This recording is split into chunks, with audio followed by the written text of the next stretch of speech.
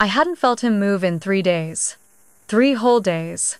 And everyone kept telling me it was just stress, that I was overreacting. Even the doctor. Even my husband. But I knew something was wrong. I could feel it in the silence of my own body. I'm Jenna, 32. First-time mom. And by the time they took me seriously, it was already too late. If you've ever had a moment where no one believed your fear, but you just knew, please share your story in the comments. I ran my hand across my belly again. Nothing. It had been 3 days. No kicks, no rolls, not even the faint flutter I used to feel every night around 9 p.m. I told myself maybe he was just tired. Maybe I was tired. Maybe I was being dramatic. I sat at the kitchen table, staring into my glass of orange juice. The sunlight came in at that harsh morning angle, illuminating the pile of unopened mail, a lone sock on the floor, and the baby monitor still sitting in its box. Alex walked in already dressed for work. Khakis. Navy polo. Phone in one hand, travel mug in the other. Still nothing, he asked casually, as if he were asking about the weather. I shook my head. He leaned down, kissed my forehead. I'm sure he's fine. You've been anxious lately. Stress messes with everything. That word again, stress. It's what the nurse said last week. It's what my mom texted me when I brought it up. You were a quiet baby too. Don't worry yourself into labor. I reached for my phone. Scrolled through a pregnancy app, forums full of other women. Some said they hadn't felt movement for days either, and everything turned out okay. Others didn't say how their stories ended. Just silence. Just dates. The clock on the microwave blinked 9:03. That was his usual time. I lay back on the couch, hand resting on my stomach. Still nothing. I pressed down gently. Waited. Pressed again. A faint cramp. No response. I started to whisper to him. Hey baby. Just give me something. A little hello. Anything. Tears welled up without warning. I didn't know if I was being paranoid or if my body was trying to scream. What if I went in and they told me I overreacted? That everything was fine and I wasted everyone's time? Would they roll their eyes when I turned around? Would Alex be annoyed I made a scene? But what if I did nothing and never forgave? Myself, I sat up, wiped my face, reached for my keys. Would you go in? Or wait one more day, like everyone says? Tell me, have you ever doubted yourself only to find out you were right all along? Where are you listening from? I'd love to know. I woke up to the sound of Alex grinding coffee in the kitchen. The aroma filled the hallway, warm and bitter familiar, but it didn't settle me like it usually did. I placed both hands on my belly before even opening my eyes. Still no movement. It had been 4 days now. Longer than I'd let myself admit. Morning, Alex called from the kitchen. Want eggs? His voice was casual, upbeat, as if nothing had shifted in our world. I shuffled and wrapped in a sweater that didn't quite close around my middle anymore. The floor was cold against my feet. I shook my head, no appetite. He poured my coffee into a yellow mug, mom to be written across it in faded blue cursive.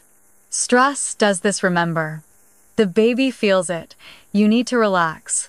He kissed the top of my head and went back to scrambling eggs. I nodded, but my stomach twisted tighter. That word again. Stress. It had become a blanket explanation for everything I was feeling. I picked up my phone. My OB's number was still open from yesterday. Dr. Nolan's nurse had said there were no available appointments until next Wednesday. It's probably nothing, she'd said. If you're worried, try orange juice. Sometimes it gets them moving. I'd already drunk half a gallon this week. Even the baby book said movement slows in the 3rd trimester. But silence this long, I couldn't shake it. The microwave clock blinked 10:17. That's when he used to roll. Every day like clockwork. Now, just stillness. I called my mom. She answered on the 3rd ring, her voice soft with sleep. Hey honey. Everything okay? I haven't felt him move. 4 days now. She paused. Then, you were a quiet baby too. Try not to overthink it. That was the fourth person who said that. I bit my lip hard. After we hung up, I opened a forum thread I'd saved. 34 weeks no movement for 72 hours. Some women were reassured. Others had funerals.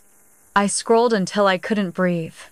Then I closed my eyes, pressed both hands into my belly, and waited. By noon, I couldn't sit still anymore. I grabbed my coat, slipped on flats, and told Alex I was heading to the pharmacy. I didn't mention I was going to the hospital. I couldn't bear one more person telling me to calm down. The parking lot outside Riverwood Medical was half empty. Overcast skies dulled the color of the painted lines. I sat in the car for a moment, palms slick against the steering wheel. What if I was wrong? What if they looked at me like I was wasting their time? Inside, the reception desk was quiet. A woman in scrubs asked if I had an appointment. I shook my head. I'm 34 weeks. No movement in 4 days. Her face shifted. Not alarm, just polite concern. Fill this out. We'll get you into triage shortly. She handed me a clipboard. The pen was attached with a purple ribbon. I sat in the waiting room, surrounded by muted TVs and old magazines. A toddler shrieked somewhere behind a curtain. Across from me, a woman scrolled through her phone, chewing gum. No one looked worried. Why did I feel like I was drowning? A nurse called my name. Jenna Moreland. I stood. My knees ached. My fingers were shaking. She led me into a small exam room. Soft yellow walls. A poster of a smiling fetus at 36 weeks. I'm Jody, she said, slipping on gloves. Let's take a listen first, okay? I nodded. Lay back. Lifted my shirt. The gel was cold on my skin. She moved the Doppler around gently. We waited. A scratchy static. Then, nothing. Sometimes they're shy, she said, forcing a smile. She shifted the wand. Again. Nothing. Let me grab Dr. Nolan, she murmured. Her voice was different now. I stared at the ceiling tiles. A small water stain in the corner looked like a cloud.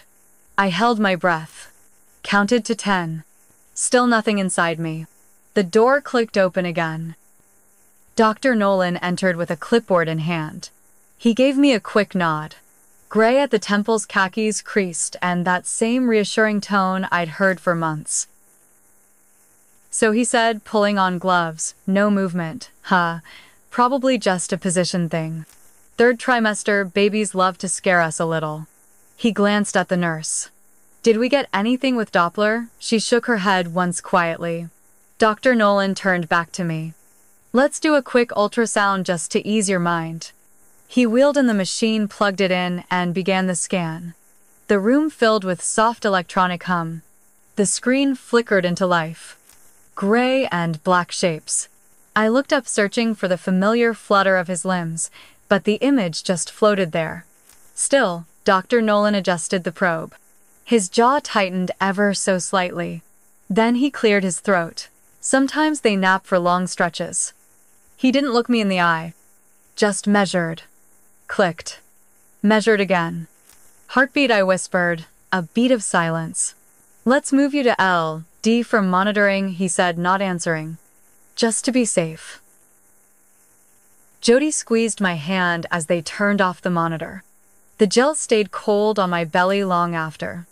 They wheeled me to another room. White curtains, buzzing monitors, a floral calendar stuck to the wall with tape. A different nurse placed 2 monitors on my stomach. She frowned. Readjusted them. Pressed a button. Maybe he's just being stubborn, she said, too bright. Then turned to Jody quietly. Page, fetal diagnostics. Now. I looked at the ceiling again. Same fluorescent light. Same hum. But I felt empty. Not just afraid, not anxious. Empty. Alex finally texted, you okay? Want me to bring you anything? I didn't answer. I couldn't. I wasn't even sure what I needed anymore. I wanted someone to tell me I was wrong. That I was being dramatic. That I'd laugh about this someday. But somewhere deep in me, deeper than the worry, past the guilt, beneath the years of being told to relax, I already knew. They kept me overnight for observation. That's what they called it. Observation. Like I was the one being studied, not the quiet inside of me. I lay on the hospital bed with 2 monitors strapped to my belly. One was supposed to measure contractions, the other heartbeat. Except there wasn't one. Not that they could find. The machine beeped every few seconds, but it was just empty noise. Flat lines and static. A nurse came in around midnight with crackers and cranberry juice. She smiled like I should be grateful. Sometimes babies shift toward the back, she said. Happens more often than you think. I nodded because I didn't have energy to disagree anymore. My throat was dry. My hands wouldn't stop trembling. I texted Alex again. No reply. He'd said he was letting me rest. I didn't want rest. I wanted someone to say, "You were right to come in." The hallway outside my door echoed with quiet footsteps and soft coughs. Somewhere a baby cried sharp, healthy. It stabbed right through me. A different nurse came in during the shift change. Older. Silver streaks in her ponytail. She moved slower, but her eyes were sharper. She checked the screen, her brows knit. "You haven't felt any movement at all." I shook my head. Tears gathered again, uninvited. She didn't speak. Didn't tell me I was hormonal or scared. Just adjusted the monitor, then stepped out without a word. When she returned, she had someone else with her. A technician with an ultrasound cart. "We're going to try again, sweetheart." They turned the lights down low. Rolled my gown aside. The gel was colder this time. The screen came on. Still. Stillness where there should have been motion. No kicks. No stretches. No little fist twitching at his cheek. The technician kept looking to the nurse. Then to the screen. Then back again. "Is something wrong?" I asked. My voice cracked on the last word. Neither answered. The nurse finally placed a hand on my arm. "We're calling Dr. Nolan back. Hang tight." Her voice wasn't dismissive anymore. It was careful. I gripped the blanket tighter. This wasn't nothing. This wasn't just stress. And deep down I think they all finally knew it too. Dr. Nolan didn't come right away. Instead, another OB-GYN stepped in. A younger woman, Dr. Patel. Hair pulled tight, clipboard tucked to her chest like a shield. She offered me a rehearsed smile. "We're going to take a closer look." The screen was already on. My stomach slick with gel. She pressed the probe deeper this time, scanning left to right, measuring, tapping keys, zooming in and out of a shape I could barely recognize anymore. "See this here," she said, pointing vaguely. "That's the spine. The heart's, we're not getting a signal right now, but sometimes fetal positioning." I cut her off. "You're not hearing anything because there's nothing to hear." She blinked, tightened her jaw, then leaned back in her chair. "We'll do a full non-stress test and send for fetal diagnostics. There may be fluid fluctuation. These things evolve. Evolve." That word sat in my throat like acid. I turned away from the monitor. Stared out the window instead. The sky had gone that washed-out afternoon gray. My son hadn't moved in 4 days. The machines weren't picking up anything. No one was using the word. They danced around it. Careful language. Legal language. And I sat there still, strapped to monitors that beeped without meaning. Still being treated like a worried mother who Googled too much. The nurse from earlier, Jody, came back into the room, her face softer now. She didn't say anything, just held a folded blanket in her hands and adjusted my IV line. "I know this is a lot," she said quietly. "We're going to figure it out," but I didn't want comfort anymore. I wanted facts. I wanted someone to look me in the eye and tell me the truth, no matter how terrible it was. Because I already knew. A mother always knows. Alex still hadn't come. Said he was tied up at work. Said he trusted the doctors. I stared at the ceiling and whispered, "Don't trust them like I did." To no one in particular. Maybe to myself. Maybe to him. Maybe to the empty silence beneath my ribs. The specialist arrived around 4:00 p.m. A man in his 50s, thin frame, eyes hidden behind gold-rimmed glasses. He didn't introduce himself. Just wheeled in another ultrasound machine, larger, louder. Alex finally texted, "Everything okay? Should I swing by after my meeting?" I didn't answer. I didn't want to talk. Not to him. Not to anyone who still thought I was imagining things. The room had gone quiet again. No beeping. No humming from machines. Just the buzz of fluorescent lights and the faint scent of antiseptic. The specialist worked quickly. His hands moved with efficiency, not care. No commentary, no glances in my direction. Jody hovered in the corner, her arms folded. She wasn't smiling anymore. I watched the screen. Same gray shadows, same shape that had once bounced and turned and kicked. Now still. The specialist stopped scanning, turned off the machine. And without looking at me, he said, "We'll have Dr. Nolan review this and speak with you directly." Then he left. That was the moment I knew. They weren't saying it because saying it would make it real. But their silence was its own language. Jody stayed after he left. She stood by the window, arms still folded, eyes locked on nothing. "Do you have a name picked out?" she asked softly. I turned to her, throat tightening. "Yes. We were going to name him Ethan." She nodded. Still didn't face me. "I think that's a beautiful name," she whispered. I pressed my palm to my belly one more time.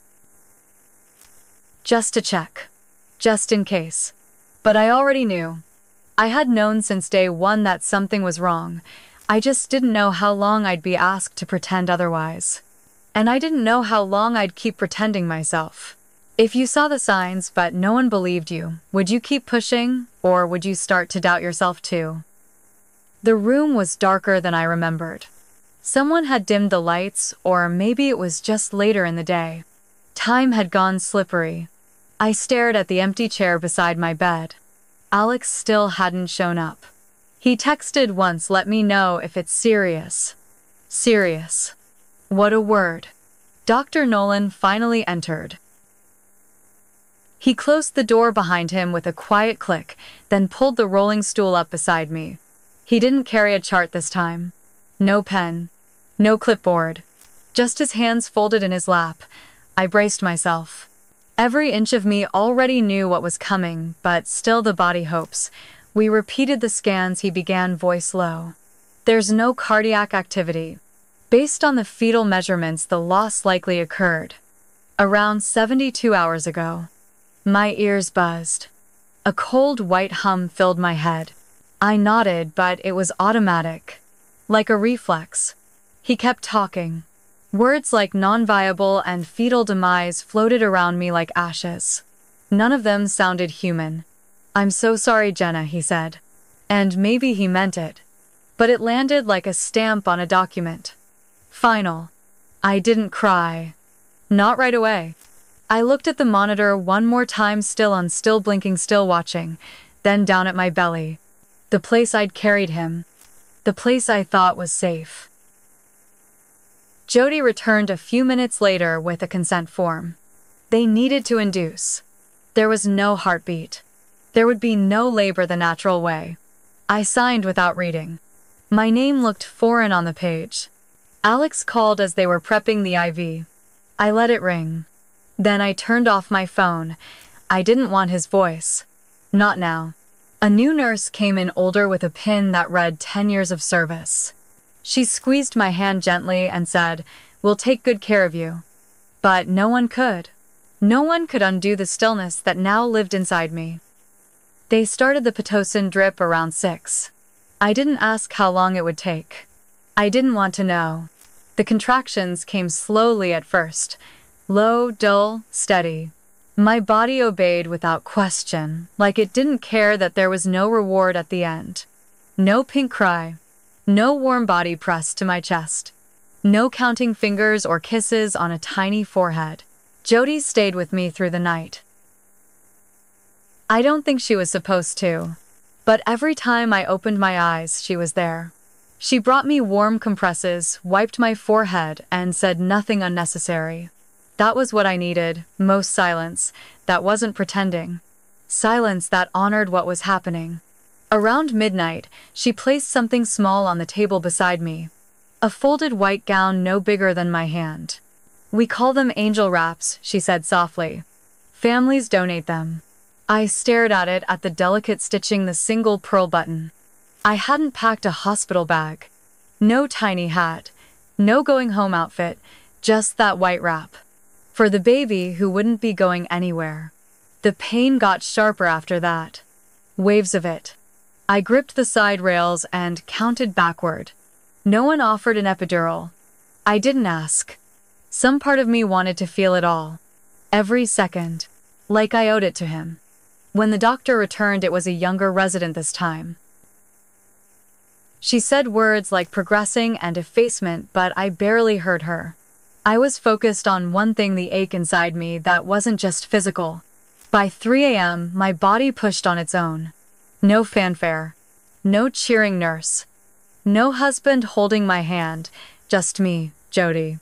And a quiet corner of a hospital that wouldn't remember my name next week. I clenched my teeth and let it happen. And when it was over, when the weight left my body, there was no sound. Only my own breath. Sharp. Jagged. Empty.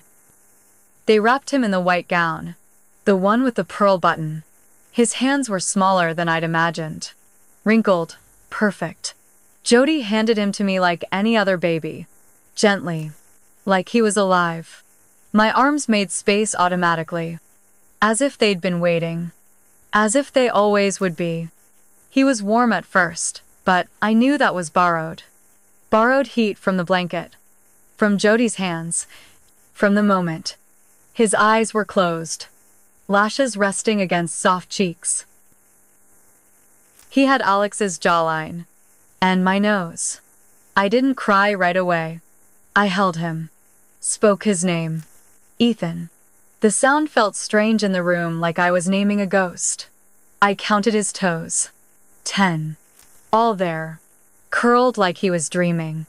And for a second, I almost believed he would open his eyes. But he didn't. The nurse offered to take pictures. They had a tiny camera just for this. I nodded. Because someday I'd want proof that he was real. That he wasn't just a lost heartbeat. She clicked gently. One photo with his hand resting against mine. One with a teddy bear beside him, smaller than my fist. Then she stepped back, gave me time. I sang to him. A lullaby my mother used to hum when I was small. I didn't remember the words, just the tune. I kissed his forehead. It was cool now. Fading. When they came to take him, I almost said no. Almost pulled him closer. Almost begged. But I didn't. I let go. Because holding on wouldn't bring him back. Because I didn't want his body to be the only part of him I ever carried. I wanted to carry his name. His presence, his memory, that would have to be enough. If you had just 1 hour to hold the person you love most, and then never again, what would you say in that silence? The nursery door stayed closed. I couldn't bring myself to open it. The pale green walls, the unopened diaper boxes, the crib Alex built the week before, it all waited behind that door like nothing had changed. Except everything had. I moved back into my mother's house the day after we left the hospital. Alex didn't argue. Didn't ask me to stay. He just said, take the time you need and return to work, like we'd misplaced a weekend plan. I slept in my childhood bedroom.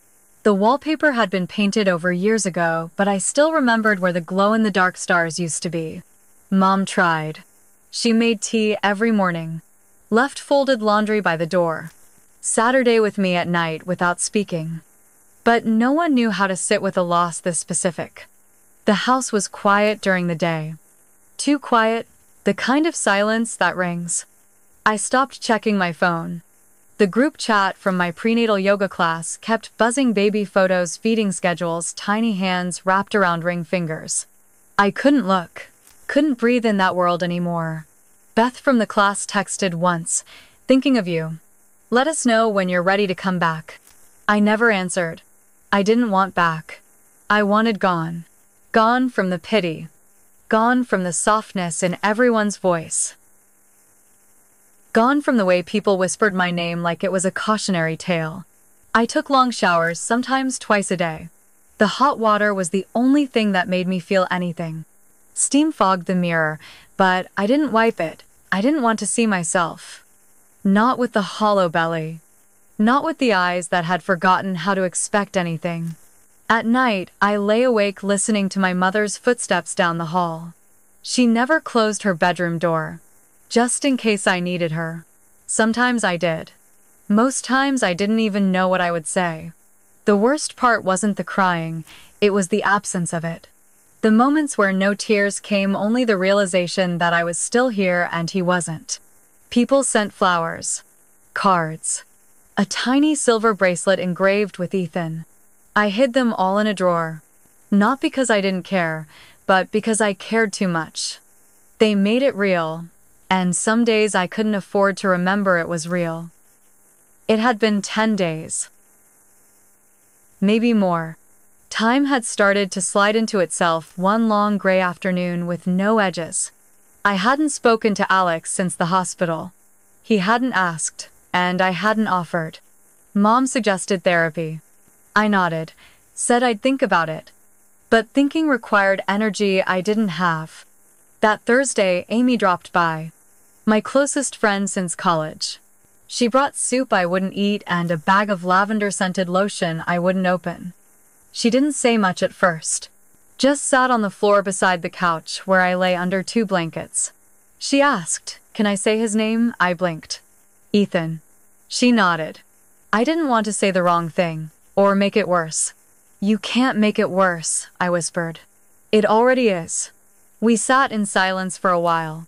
She looked around the room, photos from years ago, a stack of unopened mail, a small pair of baby socks folded on the armrest. I didn't know what to do, she finally said. "When my sister had a miscarriage, I sent flowers and never followed up. I thought I was being respectful, but now I think I was just afraid." That word afraid sat between us. Heavy. Honest. I told her about the labor. How quiet it was. How cold his skin felt when I kissed him. How the nurse asked if I wanted to take pictures and how I'd said yes even though I wasn't sure why. She didn't interrupt. Didn't cry. Just listened. When I finished, I looked at her. For a moment, when they placed him in my arms, I almost felt proud. Like I made this. Even if he didn't stay. Amy exhaled. Her eyes welled, but she didn't let them fall. "That's not almost," she said. "That is proud. And it should be." Something cracked then. A small soft crack. Not a breakdown, just the first shift. That night I took Ethan's picture out of the drawer. Held it in my hands. And I whispered, "I'm still your mom." If you had nothing left to hold on to but love, would that be enough to keep you going? The flyer was taped to the side of the grocery store bulletin board. Wedged between piano lessons and a lost dog notice. Support group for mothers grieving infant loss. Saturdays at 3 p.m. church basement. I tore the corner with the address before I could talk myself out of it. That Saturday, I stood outside the building for 15 minutes. The bricks were worn. The parking lot nearly empty. The kind of place that didn't expect attention. I almost left. Almost turned the key in the ignition and told myself next week. But then I remembered Ethan's photo on my nightstand. How I'd placed it face up for the first time. How I'd whispered goodnight the night before. So I went in. The air smelled like coffee and lemon cleaner. Fluorescent lights buzzed overhead. There were maybe 6 women spaced out in a circle of folding chairs. No one stood to greet me, just small nods. A space left open. I sat. Tried not to grip my coat too tightly. The woman next to me had a name tag that read Lisa. Her hands rested in her lap, palms up. She looked like someone who had lived through fire and kept the ashes in her pocket. She spoke first. "My son Daniel would have turned 5 this year. I still bake his birthday cake." I just don't light the candles. No one winced. No one offered pity. They just listened. The next woman, Beth, said her baby girl had lived 16 hours. That's longer than they told me I'd get. I still feel every minute. When it was my turn, I froze. All I could say was Ethan was born 2 weeks ago. There was no heartbeat. Lisa nodded gently. That's all you need to say today. The room exhaled with me. For the first time in weeks, I didn't feel like I had to apologize for surviving him. After the session, Lisa handed me a small card. On it was a single line of text, one small stitch at a time. She said they met on Thursdays too, just a few of them, to sew gowns for babies like ours. No rush, she added, but if your hands ever want to do something when your heart doesn't know how, you're welcome. The sewing room was tucked behind the church kitchen. Smelled faintly of brewed coffee and dryer sheets. A long folding table stretched across the center, covered with scraps of white fabric, ribbons, and thread. 3 women sat quietly, each hunched over a piece of cloth. Lisa smiled when she saw me at the door. Glad you came. She handed me a chair, then a bundle of soft satin. It used to be a wedding dress, she said. Donated last month. We cut the sleeves into tiny wraps. I ran my fingers over the fabric. It was lighter than I expected. Delicate. Almost translucent under the overhead lights. Beth sat across from me, guiding a needle through the hem of a miniature gown. She looked up briefly. First stitch always feels the hardest. Like your hands don't trust themselves yet. She wasn't wrong. Mine trembled as I threaded the needle. I poked myself twice. Bled once. But no one rushed me. No one corrected my technique. They just kept stitching slowly together.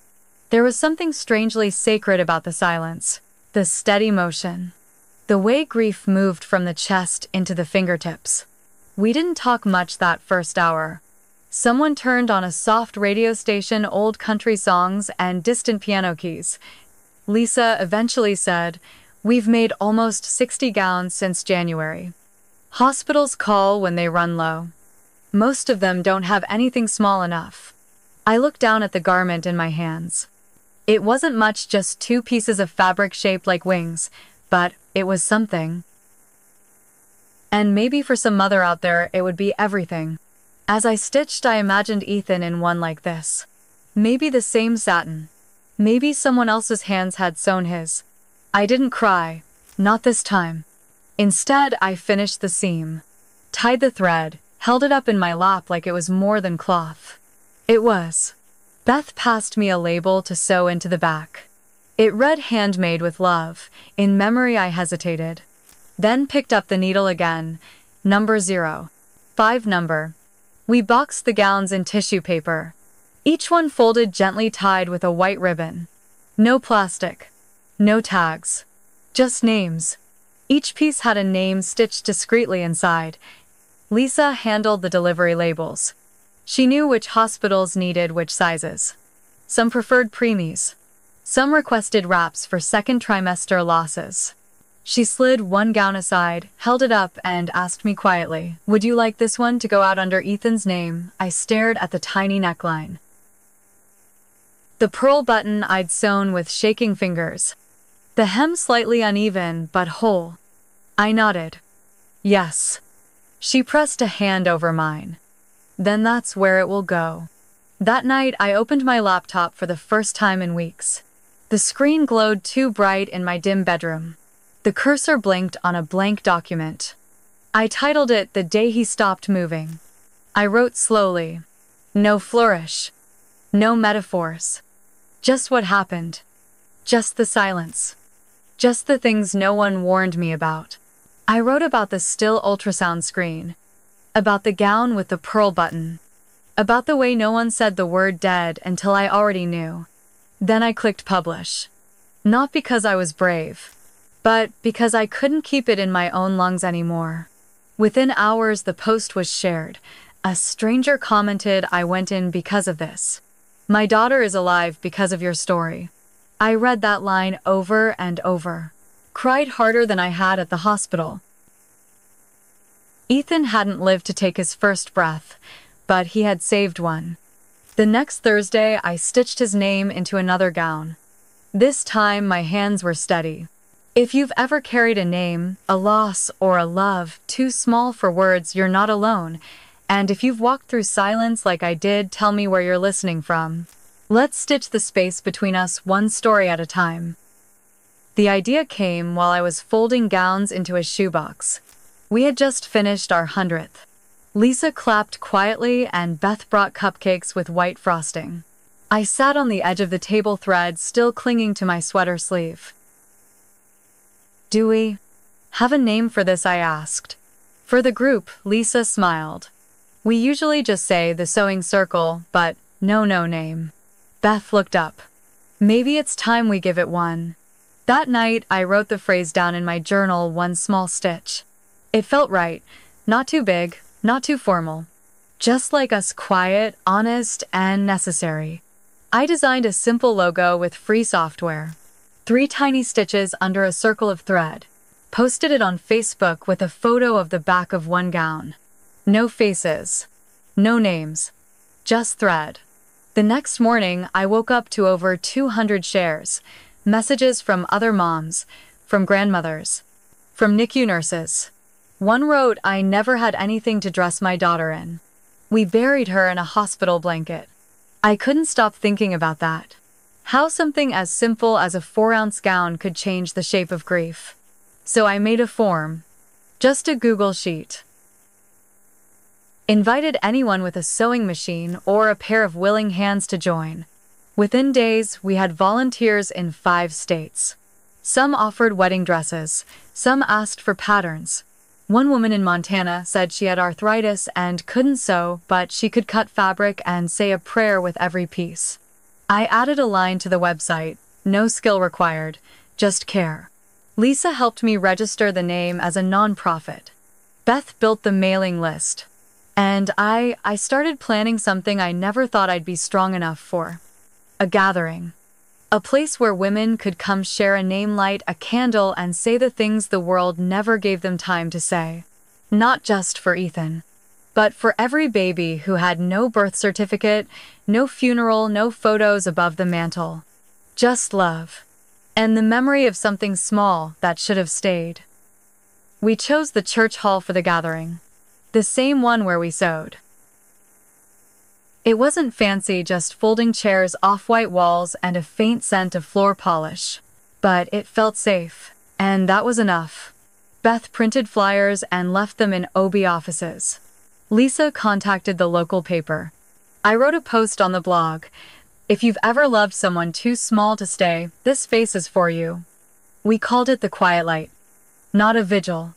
Not a ceremony, just a space. A place for memory. For names whispered out loud. For grief that didn't fit in hospital paperwork. The first RSVP came from a woman named Carrie. She'd lost her son in 1999. "I never told anyone," she wrote. "Not even my husband. They said it was better not to talk about it." Then came Angela, lost twins at 22 weeks.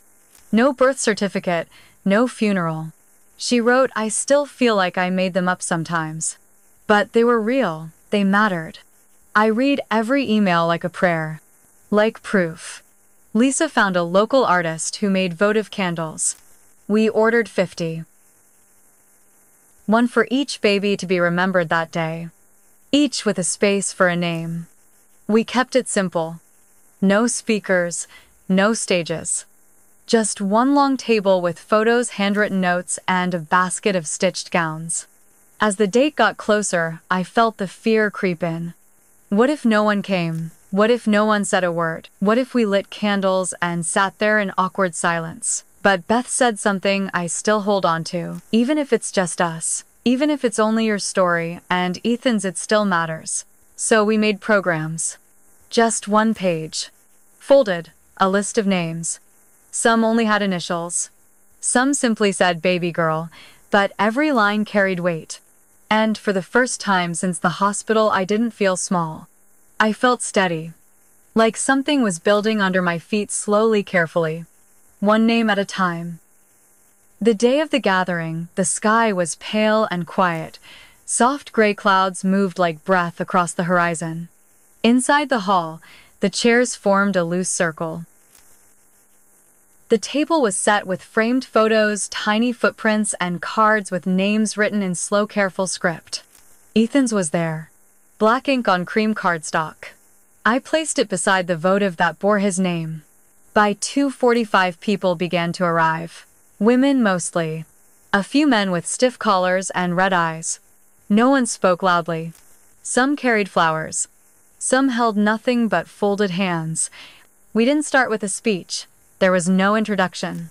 Just Lisa standing beside the candle table saying, "If you have a name to remember, you're welcome to light a flame." The first woman stepped forward. Her fingers shook as she struck the match. She whispered Mila Rose. Then another. Baby T. Then a man silent until now lit one for Elliot born sleeping. Each flame was its own story. Each name a defiance against forgetting. I lit Ethan's near the end. Felt the wax warm beneath the glass. And for the first time when I said his name out loud in front of strangers, I didn't cry. One by one people stayed to talk. To share photos.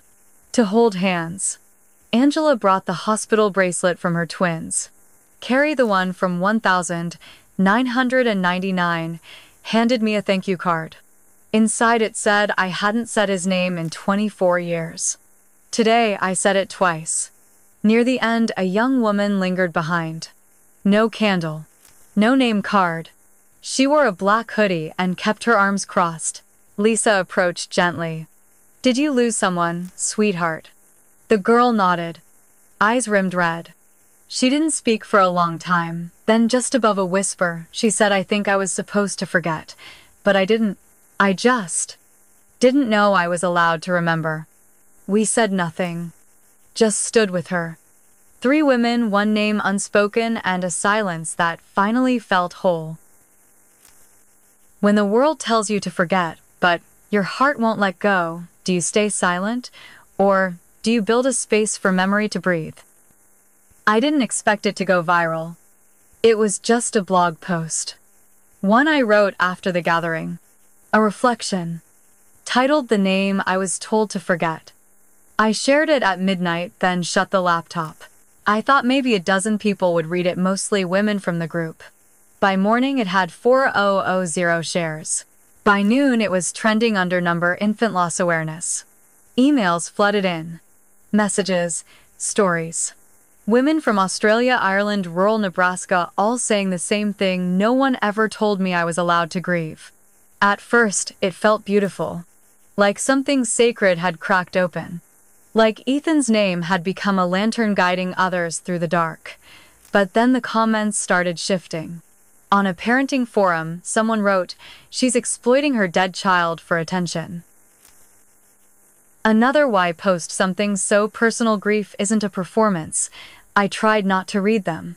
Tried to focus on the letters that mattered. The mothers. The nurses. But hurt has a way of slipping past even the strongest gates.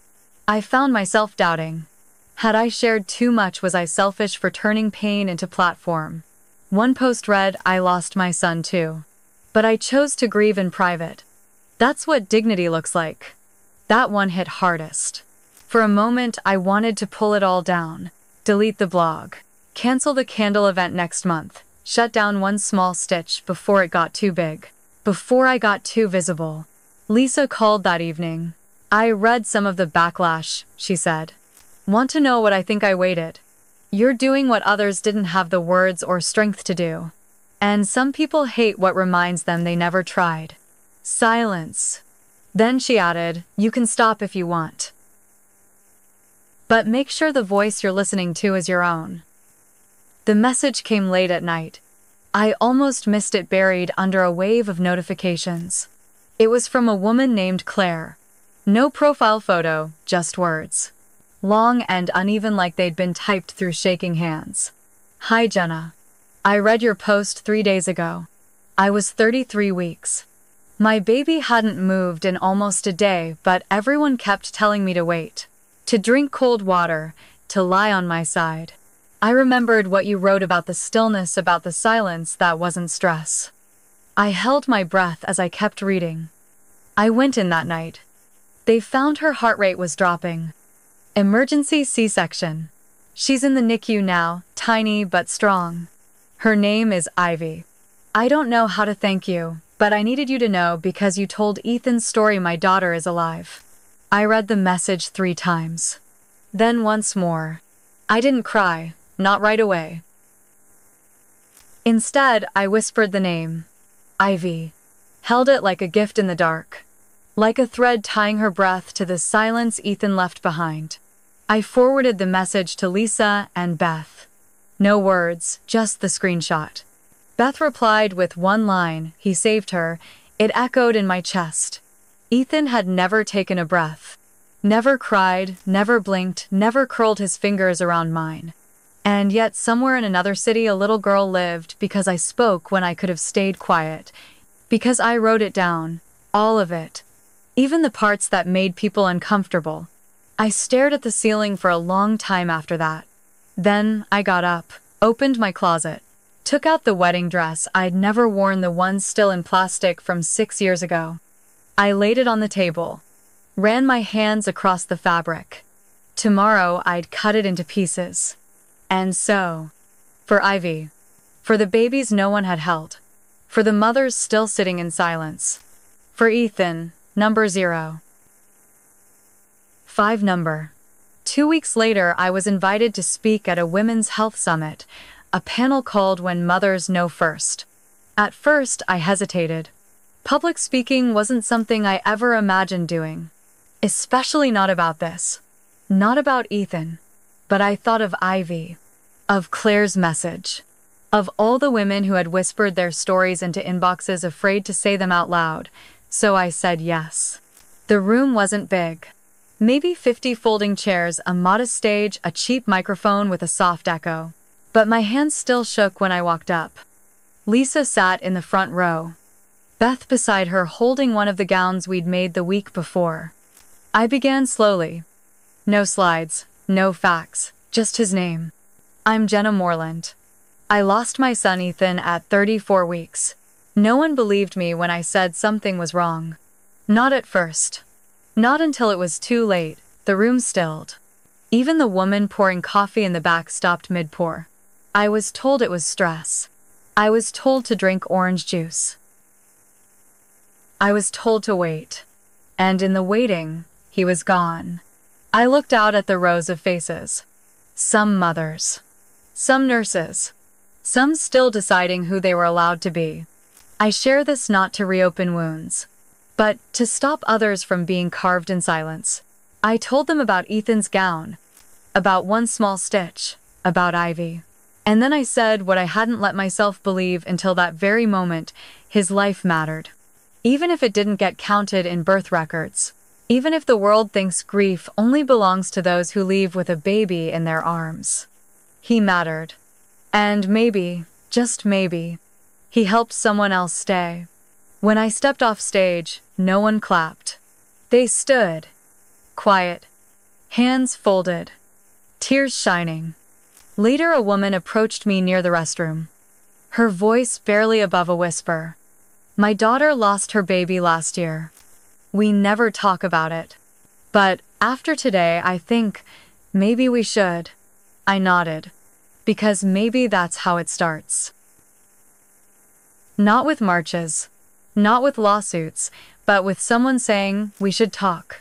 Would you choose to keep the peace if telling the truth meant shaking the ground beneath people's comfort, or would you say his name anyway?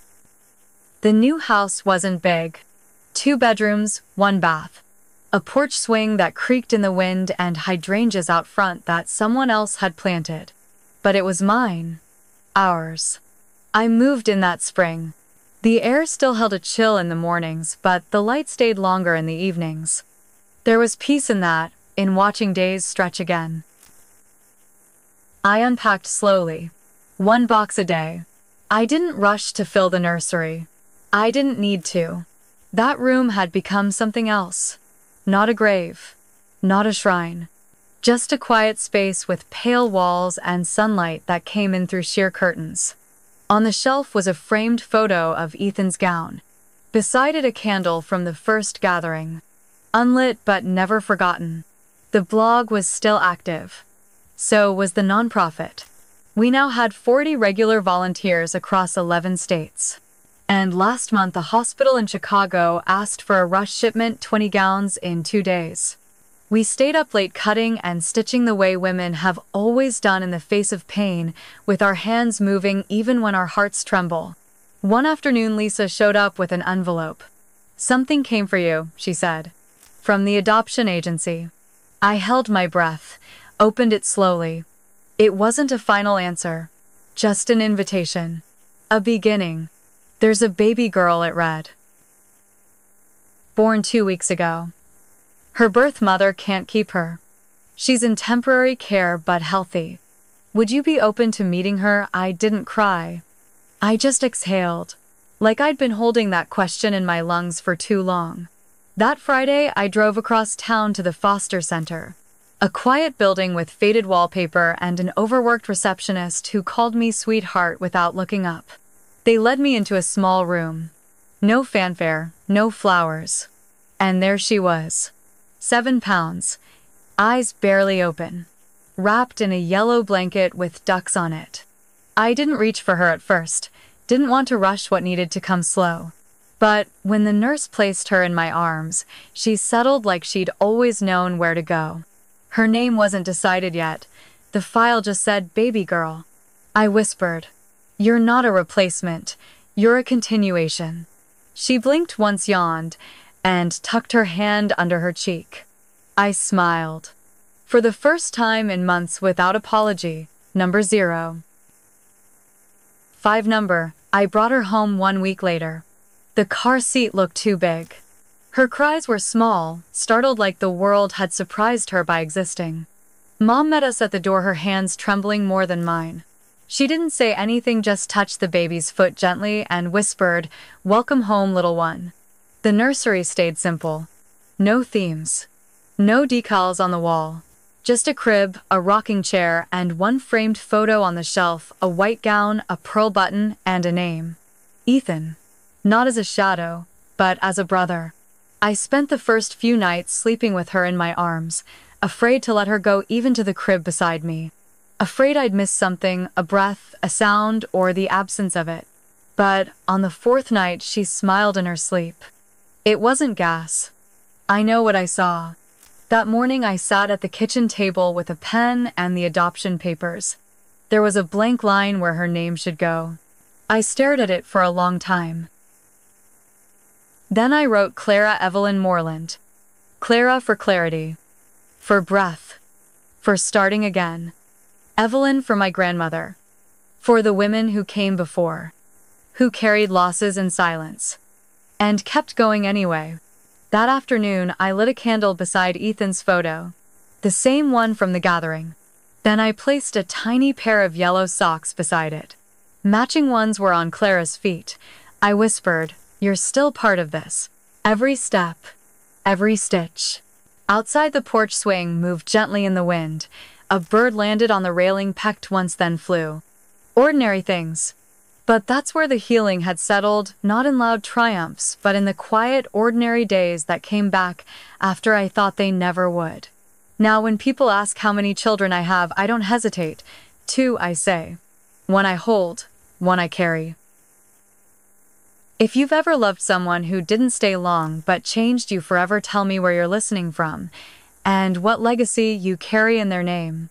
The porch light flickered on just as Clara laughed for the first time. It wasn't loud, but it was real, alive, and entirely hers. Some losses leave space, not emptiness. And in that space, we stitch something new.